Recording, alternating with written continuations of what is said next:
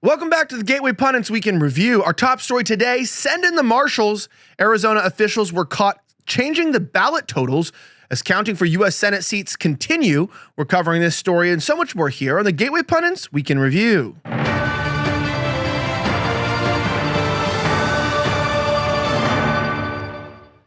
My name is Elijah Schaffer, and this is the Week in Review, where we cover the top 5 stories of the last 24 hours. Our top story today from Jim Hoff reports, sent in the U.S. Marshals, Arizona officials were caught changing the ballot totals as counting for U.S. Senate seat continues. Check this out. Just like we witnessed in the 2022 Arizona election officials are openly changing the ballot totals remaining to be counted without explanation. In 2022, Democrats swept the statewide elections despite Republicans having the strongest set of candidates in recent history. Kari was so impressive and polished that she made a name for herself nationally prior to the race.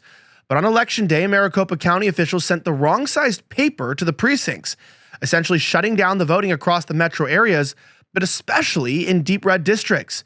Democrats were somehow able to pick up over 50% of the votes that day, despite having only 17% turnout on election day.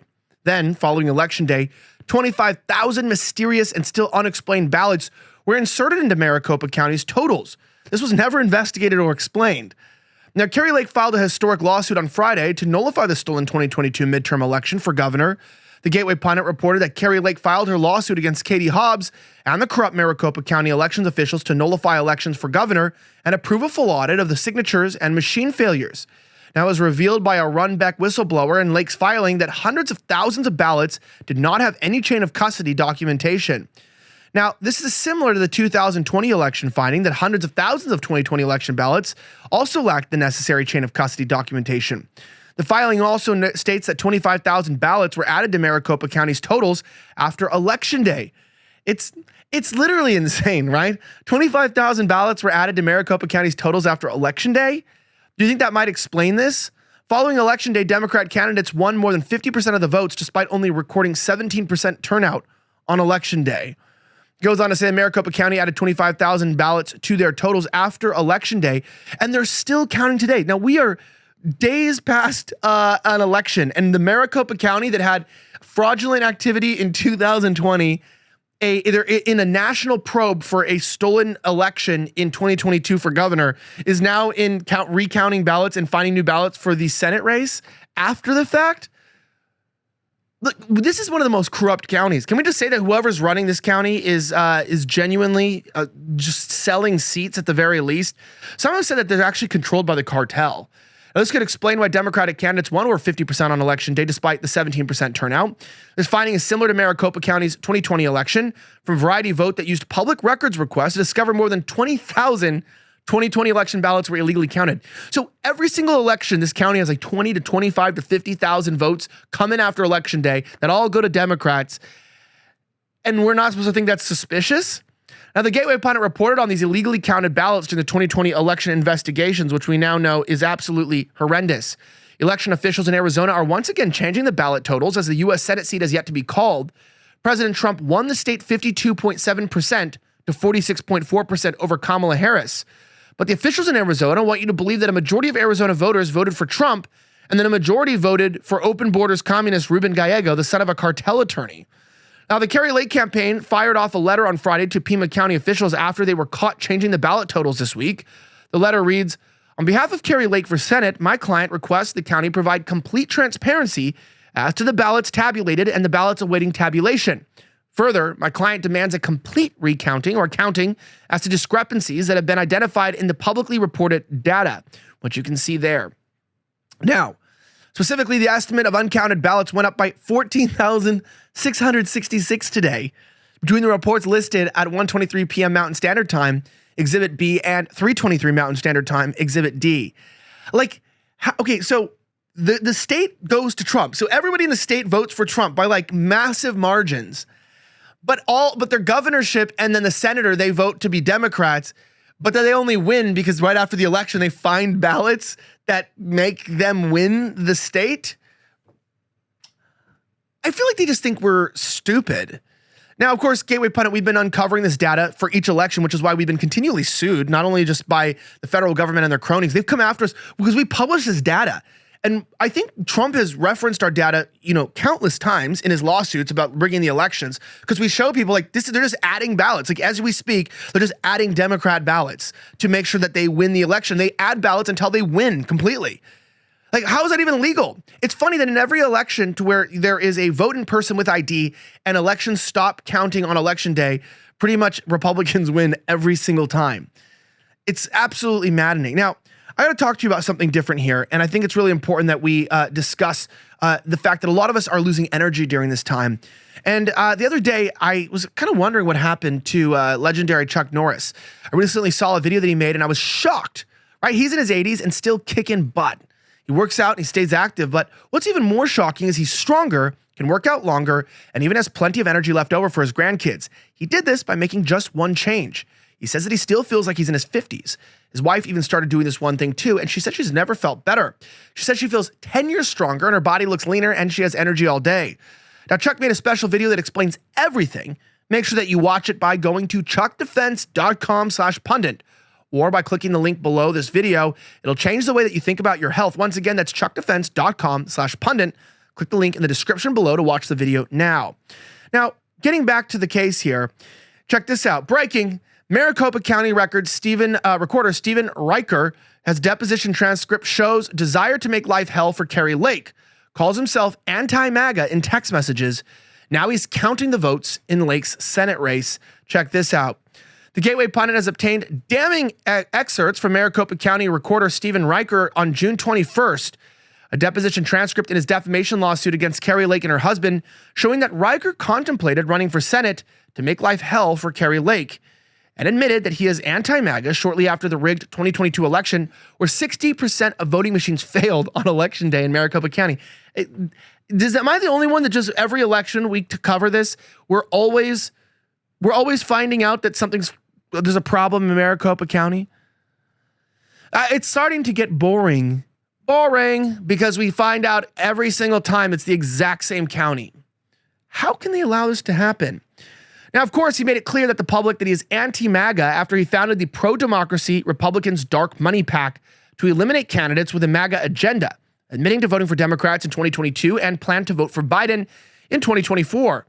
It can be recalled that Riker oversaw early voting in Maricopa County during the 2022 election, where the race was stolen from Kari Lake through vote tabulating machine failures that disenfranchised Republicans on election day and phony mail-in ballots with no real signature verification.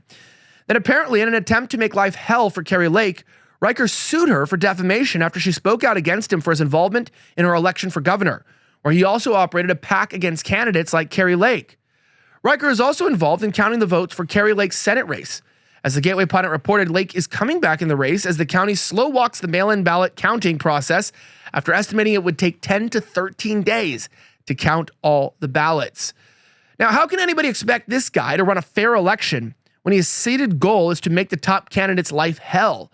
Notably, Riker mysteriously deleted his Twitter X page where he has historically provided regular updates on elections, vote counting, and results on Thursday as Lake's Senate race tightens up and hundreds of thousands of ballots remain unaccounted. How is it that these are very crucial and critical races, and the Republicans still don't have poll watchers and lawyers here defending the race? Like we might lose again another key and crucial Senate race. Just makes me very angry as an American, and it should piss you off too. But according to the deposition transcript, Riker said in text messages to a friend that he wanted to run for U.S. Senate just to fly the flag for real conservatism and make life hell for Kari Lake. We have the excerpt directly from the deposition on our website. Another excerpt shows that Riker sent a text message to another individual declaring himself not only not MAGA, but anti-MAGA. Are you getting tired of this? Because I am. Despite claiming that Kari Lake lost her race for governor fair and square, Riker admits that he thinks she is a political behemoth and believes people would vote for her. Down to the reality here, the full transcript is expected to be filed publicly later today as a part of the motion for sanctions brought by Kari Lake's husband, Jeffrey Halperin. The motion will request that court dismiss Riker's lawsuit as a sanction for Riker's refusal to follow a court order and Riker's concealment of relevant evidence. You can check back at the Gateway Pundit later for the full court filing and deposition transcript when it's made public. Isn't it wild what we're seeing going on in Maricopa County? I feel like Maricopa in and of itself should just, okay, I'm not saying it should be wiped off the map, but the bureaucracy that currently operates there needs to be re-evaluated. Because, look, I got someone from Australia in the room here right now, but I'm just being, I don't even think there's any country there where there would be this amount of obscurity when it comes to these sort of elections. And I rest my case. That being said, urgent. Democrats are trying to steal 3 GOP House seats in Orange County, and the GOP needs immediate help. This is the typical thing we see. Urgent request, help needed. Here's the situation in Orange County, California on Friday morning where the corrupt Democrats are trying to steal 3 House seats from the GOP. According to rumblings on the street, Newsom is flying in people from D.C. to corrupt the process. Passing this on, please share with anyone who you know will be willing to help. Urgent election integrity alert for Orange County. The races for the 45th, 47th, and 49th district are razor thin, and 364,000 ballots are still left to count. It's always Maricopa. It's always California. It's always the swing counties. Remember when they did that in 2020, was that? I think it might have been 2018 when they did the ballot harvesting, and then they flipped all the seats blue, and the Republicans didn't even know that they were legalized ballot harvesting. I remember that. And everyone's like, Orange County is Democrat? That's the most white and Asian Republican place possibly in the country outside of maybe the South or the Midwest. And they voted Democrat when they vote for Trump in every election. That's interesting. Well, Donald Trump will be the next president of the United States, but Democrats want control of the House to block the mandate Americans gave us on Tuesday night. We need your help now. We will be at the Orange County Registrar at Voters at 7 p.m. And if you can make it down today, please come and help. Staff will be under the American flag to train before you go in. We must make sure every legally cast vote is counted. Ballot processing will continue Friday, November 8th from 8 a.m. to 7 p.m. and Saturday, today, from 8 a.m. to 5 p.m. If you're able to help, please go to BGUEVARA at californiagop.org. Together, we all work so hard to earn these victories. We need to finish the job and secure 4 congressional seats in Orange County and secure our majority to work with President Trump. This is how close it was at 5 last night. Look at that. Wow. Wow, wow, wow. That is absolutely, look at that. They're less than 1,000 votes away. Did you know that if you divide so many millions by so many thousands, you actually get a number less than 1,000? I found that out yesterday. But it looks like if you divide that number by itself, you actually end up getting one of the closest races you can possibly see. Now, Dave Min and Scott Bow, I mean, let's just be honest here. Let's hope and pray. As a nation, wherever you are, please pray that God would give us and grant us wisdom, seriously, in our countries, that we would win these races. If you're a Christian or a person of faith, although, you know, I mean, I don't know what your faith is, but I do encourage you guys to call upon God and to ask him for his help in the midst of these trials that our country is going through. It's remarkable. I'd like to read another story here for you guys. Avoid homes advertising Trump. Breaking whistleblower says FEMA ordered workers to purposely skip houses displaying pro-Trump signs in aftermath of Hurricane Milton. Minnesota Key, Florida reveals the aftermath of Hurricane Milton's storm surge with, look at this, check this out. That is insane. So I know everyone's like, oh, Milton didn't do anything here in Florida. Do you know there's like a bunch of cities just north of it are still flooded and you can only get to by boat? That's actually true. There's a massive record problem. But as we're finding out, check this out. A whistleblower has come forward with text messages revealing that FEMA ordered relief workers to purposely skip over homes in Florida displaying Trump signs in the aftermath of Hurricane Milton. According to internal messaging obtained by the Daily Wire, FEMA discriminated against Trump supporters in need of help in the aftermath of the most recent hurricanes that passed through the Southeast. Hurricane Helene and Milton slammed into the Florida, Georgia, North Carolina, and other states in September and October. Flooding and strong winds from the powerful storms caused a lot of damage in Florida and North Carolina. I guess that's a video that we could watch to check this out. Here's the damage and what it's done.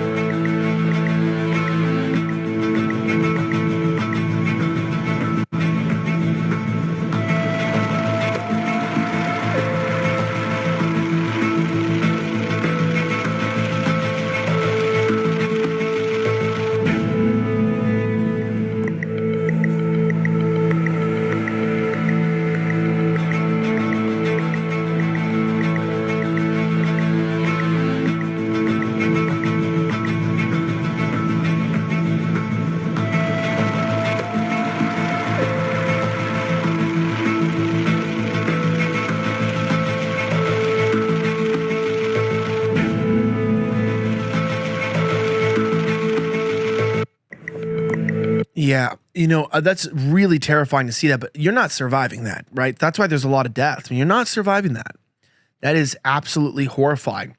And as we talk about this, I want to discuss something with you, and I want to remind you, one of the things in our lives that a lot of people don't think about is the fact that we need to be taking care of ourselves. Now, many of you know the practicalities of things.